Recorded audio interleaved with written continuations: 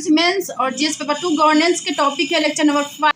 तो आज के टॉपिक है सिविल सेवा या सिविल सेवकों के समक्ष चुनौतियां। तो सिविल सेवकों व जनता के बीच दूरी, लाल फीताशाही, राजनीतिक झुकाव और भ्रष्टाचार, सब हितों के वरीयता, सार्वजनिक हित में कमी और जटिल प्रक्रियाएं व कार्यकुशलता का अभाव, जवाबदेही व उत्तरदायित्व सुनिश्चित करने वाले तंत्र का अभाव, राजनीतिक व अपराधियों के साथ गठजोड़, केंद्र राज्य के तनातनी के शिकार। हाल ही में पश्चिम बंगाल केंद्र सरकार के बीच तनातनी देखी गई है। पारदर्शिता का अभाव, सिविल सेवाओं में सुधार के प्रयास। तो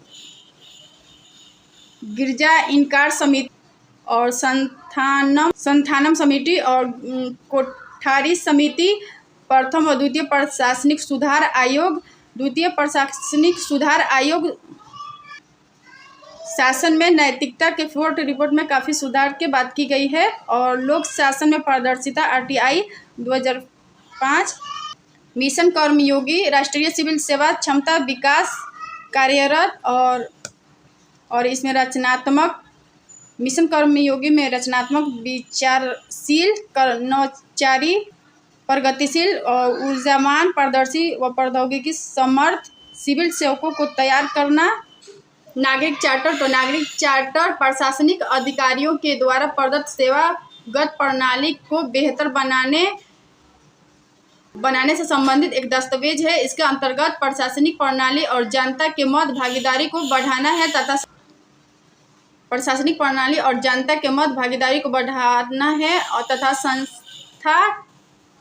संस्था को जनता के प्रति जवाबदेही, निष्ठा तथा उसके विकास करने के संस्थागत प्रयासों को प्रेरित करती है। नागरिक चार्टर का मूल उद्देश्य जनता और जनता के प्रति प्रशासनिक प्रणालियों या प्रशासनिक प्रणाली और प्रक्रिया में जनता की भागीदारी को सुनिश्चित करते हुए प्रशासनिक सेवा की गुणवत्ता में सुधार लाना है। विकास प्रक्रिया। नागरिक चार्टर का विकास अलग अलग देशों में अलग अलग समय में हुआ है। यूनाइटेड किंगडम 1979 से 1990 के समय अवधि में मार्गरेट थेयर ने इफिशिएंसी स्क्रूटिनाइजर 1979 में, फाइनेंशियल इनिशिएटिव 1982 तथा नेक्स्ट प्रोग्राम 1988 तथा नेक्स्ट स्टेप प्रोग्राम 1988 जैसी कार्यक्रम के माध्यम से लोक सेवा के क्षेत्र में उनके कार्य प्रणाली को सही करने तथा उनके मध्य प्रतिस्पर्धा को बढ़ाने का प्रयास किया ताकि जनता को अच्छी से अच्छी सेवाओं की आपूर्ति हो सके। 1990 में जॉन मेजर के प्रधानमंत्री बनाने पर सिटीजन चार्टर के रूप में इसका हल निकाला गया। सिटीजन चार्टर पर यूके में प्रथम रिपोर्ट 1992 में निम्नलिखित मौलिक तत्व बताए गए जिसके आधार पर सिटीजन चार्टर के सिद्धांत बनाए जाने थे। प्रशासनिक संगठन। पहला है प्रशासनिक संगठन के उपलब्धियों के मानदंडों का निर्धारण एवं उनका प्रकाशन किया जाना। लिखित। दूसरा, लिखित सूचनाओं एवं पूर्ण रूप से विश्वसनीय सूचनाएं ही प्रकाशित की जानी चाहिए। नियमित आधार पर संबंधित वर्गों से विचार विमर्श करना, किसी भी प्रकार के त्रुटि होने पर क्षमा मांगना तथा शीघ्र सुधारात्मक प्रयास करना, निर्धारित संसाधनों के माध्यम से कार्यकुशल सेवा को प्राप्त करना। अन्य देशों के स्थिति। 1994 में फिलीपींस के सिविल सेवा आयोग ने नागरिकों के संतुष्टि से संबंधित कार्यक्रम सिटीजन 9 नोट लेटर अर्थात नागरिक अभी बाद में नहीं, और मलेशिया में the Malaysia administrative modernisation and management planning unit, Malaysia प्रशासनिक आधुनिकीकरण और प्रबंधन योजना इकाई के द्वारा सिटीजन चार्टर लागू किया गया। सिंगापुर में 1995 में सर्विस इम्प्रूवमेंट यूनिट के माध्यम से प्रशासनिक विभागों की गुणवत्ता में बेहतर करने का प्रयास किया गया। भारत 1996 में मुख्य सचिवों के बैठक में प्रशासनिक गतिविधियों पर चर्चा की गई। 1997 में इंद्र कुमार गुजराल की अध्यक्षता में मुख्यमंत्रियों का सम्मेलन आयोजित किया गया जिसमें प्रभावी उत्तरदायी प्रशासन पर बल दिया गया, जिसके लिए मुख्य रूप से 3 बातों पर बल दिया गया। और पहला है उत्तरदायी एवं नागरिकों के प्रति मैत्री भाव रखने वाली सरकार, और दूसरा है पारदर्शिता एवं सूचना ग्रहण करने की सावधानता। तीसरा है दक्षतापूर्ण कार्य एवं निष्ठावान सार्वजनिक सेवाएं। 9 सूत्री सिद्धांत। तो इसमें जवाबदेह प्रशासन, लोगों के शिकायतों के निवारण हेतु लोक शिकायत निवारण तंत्र, और ग्रामीण एवं शहरी स्थानीय निकायों को अधिक अधिकार प्राप्त करना, कानूनों की समीक्षा एवं सरलीकरण करना, सरकारी कार्यों की सूचना प्राप्ति का अधिकार देना, पारदर्शिता प्रशासन और लोक सेवकों के लिए आचार संहिता, और सेवाओं को विकेंद्रीकरण, भ्रष्टाचार से निपटने हेतु कर्मचारियों के कार्यकाल में स्थायित्व को प्रदान करना। सेवेटो मॉडल, इसके माध्यम से प्रशासनिक सेवा को उत्कृष्टता प्रदान करना था जिसका लाभ जनता को मिल सके। सेवेटो मॉडल के 3 अवयव निर्धारित किए गए। पहला है सेवा मानदंड, दूसरा है जन शिकायत निवारण, तीसरा है क्षमता निर्माण। क्षमता निर्माण के लिए 3 अलग अलग स्तरों पर कार्य करना था। तकनीकी ढांचा विकसित करना, प्रशिक्षित मानव संसाधन, शिकायत निवारण तंत्र के स्थापना। सेवेटो मॉडल के लक्ष्य है नागरिक चार्टर। सेवेटो मॉडल नागरिक चार्टर के लक्ष्य। तो सेवेटो मॉडल के अंतर्गत 7 चरणों में गुणवत्ता सुधार करना था। पहला, जनता एवं उपभोक्ता को पहचान करना और सेवाओं की स्पष्ट व्याख्या करना, सेवाओं के मानदंड के निर्धारण करना, मानदंडों की पूर्ति हेतु क्षमता निर्माण करना, इन मानदंडों की पूर्ति से संबंधित हेतु बेहतर प्रयास एवं प्रदर्शन सुनिश्चित करना, किए गए प्रदर्शन के परिणामों व प्रयासों की मॉनिटरिंग करना, स्वयं निकाय को व्यवस्था करना, प्रगति की गई सेवाओं में यदि कोई त्रुटि रहती है तो उसे यथाशीघ्र दूर करके सुधार करते रहना। सेवेटो मॉडल के समस्याएं। तो सबसे प्रमुख समस्या जागरूकता के स्तर पर है, जिसमें ग्रामीण एवं वंचित वर्ग अभी भी नागरिक चार्टर से अपरिचित है और जिसके लिए प्रचार प्रसार किया जाना चाहिए। और नागरिक चार्टर के दूसरी समस्या जनसाधारण को मानसिकता से है। यह जनसाधारण की मानसिकता की है।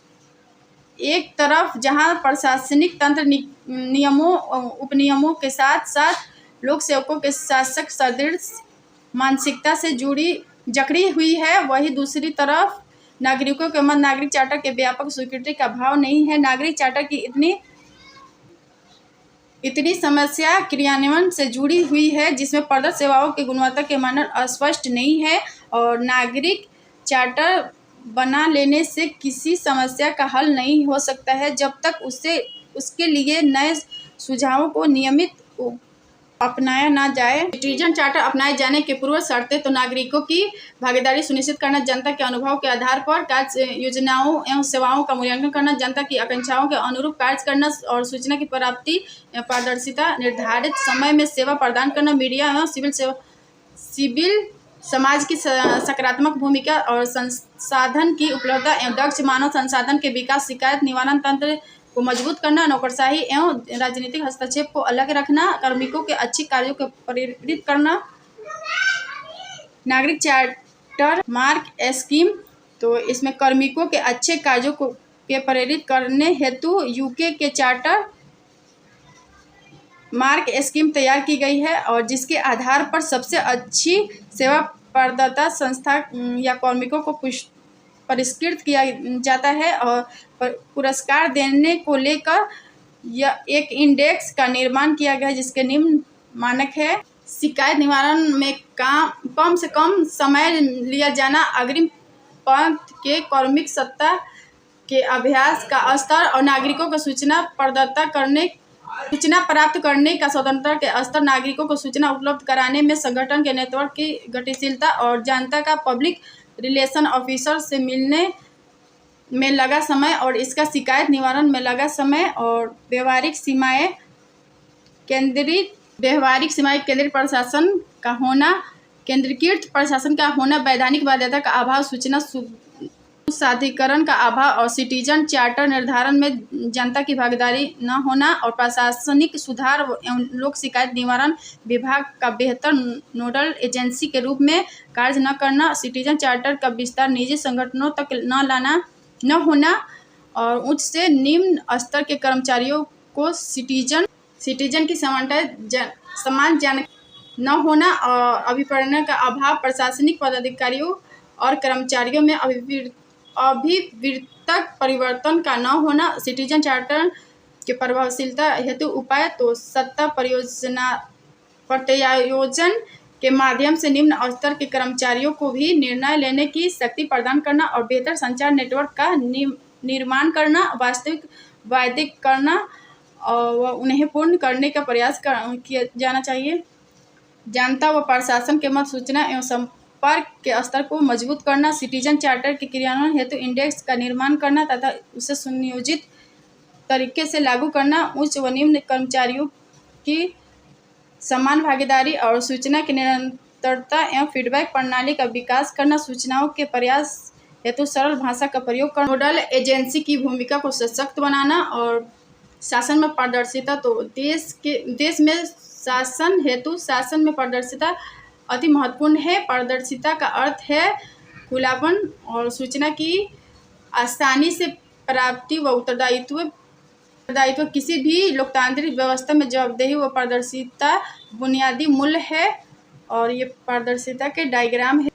सूचना के अधिकार और पक्षपात रहित सार्वजनिक फंड का सदुपयोग और सेवक की दक्षता, जनभागीदारी, खुलापन, जवाबदेहिता, शक्ति का विकेंद्रीकरण, संवैधानिक मूल्यों पर आधारित कार्यप्रणाली और लोक सेवक व जनता के मध्य विश्वास। शासन में पारदर्शिता संस्थागत उपाय, तो पहला है संसदीय नियंत्रण, इसमें प्रश्न पूछना व बहस, वाद विवाद, और दूसरा है जागरूक नागरिक समाज, तीसरा है व्यवस्थापिका ढांचा RTI और समय पर वस्तु व सेवा डिलीवरी, और चौथा है मिशन कर्मयोगी, पांचवा है लोकपाल व लोकायुक्त, छठा है ई गवर्नेंस, इसमें सेवटो मॉडल, और IC सातवां स्वतंत्र न्यायपालिका व स्वतंत्र मीडिया, सुशासन, गुड गवर्नेंस, तो लोक सेवा गारंटी कानून और मिशन कर्मयोगी, बेसल बलोवर संरक्षण विधेयक, और RTI citizen charter, e governance